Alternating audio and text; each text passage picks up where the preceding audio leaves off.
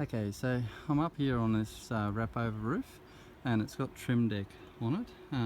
It's a steel frame construction, and I've just slid this sheet out. You can see there that I've got the hammers and the drills there and that, my flat pipe over there, but I haven't put the hose up on the roof yet, and that's because I just went to get the camera so I could show the customer this, right?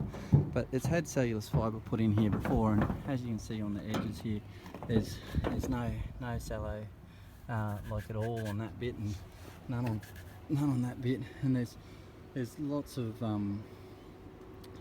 you know, low bits in the job. So if we come along over here, this bit here, even like that's about probably 10 millimeters of insulation there. It hasn't settled because if I come up here, where is it? If I come over here, right, you can see this bit here, right? There's more than 100 millimeters there, right?